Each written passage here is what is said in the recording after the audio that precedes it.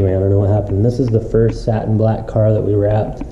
Now, I've had funky experiences with satin black wraps. Whenever you apply the ceramic coating, or I guess whenever you apply the vinyl, they stretch it, they heat it up, they manipulate it, they change the porosity and the density of the vinyl.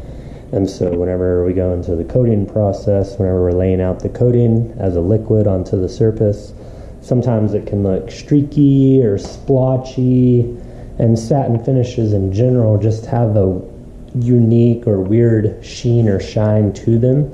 And so it can be a play or a trick on your eyes. It can be somewhat stressful, thinking that you may have possibly messed up somebody's wrap, but everyone I've done so far has basically played those mind tricks on me. We also did a satin black Jeep. There's a cinematic video that we did with that. 426 turbo, 1300 horsepower at the crank, 350 shot of nitrous, big O turbo on that thing. So really cool Jeep, fun project. This client has had us do a lot of work for him, and so I guess that was another one of the satin black wraps that we did. That was they're just unique. But on his Jeep, actually had some water spots and some damage from some insects that got left on there. The water here in Amarillo is super bad. So we took that in maybe 6 months after we coated it the first time, and actually with an Americana black foam polishing pad and the finesse jeweling polish, we polished out the full satin black wrap. It does add some extra sheen to the wrap, but I would say it gives it a really nice finish. Everybody that's seen it or that I've done it for has really liked the way that it came out afterwards. So you can always go back, even if you have high spots or something on a satin black finish, and you can machine polish that with a super non-aggressive method, but it will increase sheen, and so you end up having to essentially polish out the rest of the car to get the finish to match all the way around.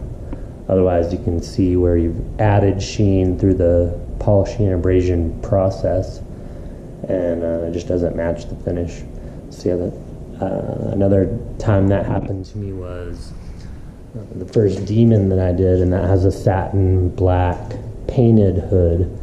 And I was polishing the fender, and I had taped off the hood, but I didn't put a thick enough tape line, and so I brushed the polisher out over the satin finished paint, and it left a sheen, and so there's no way I could take the sheen off, or no way that I found, because it had brought up the shine just a little bit.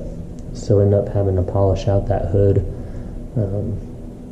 coated it, and I tried some different things, cleaners and primer polish, degreasers. Nothing I used was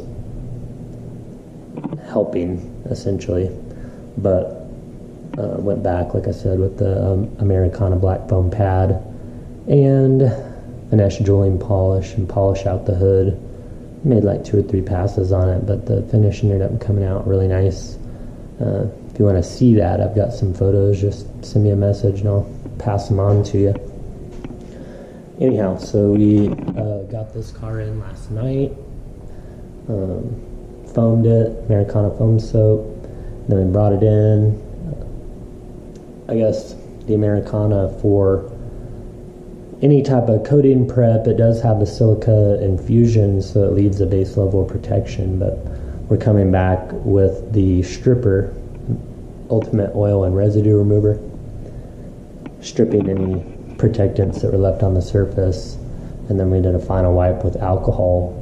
Sometimes I've seen with our wax and grease remover, stripper, or any type of solvent-based oil and residue remover can leave behind, whenever you put the product on, and as it is stripping the product out, if you don't get a good wipe afterwards, then it can leave some of the product residue behind that it's stripped out or exfoliated out of the paint surface. And so I used the stripper, and then I did a final wipe with alcohol. And we actually hit this with the CarPro Spotless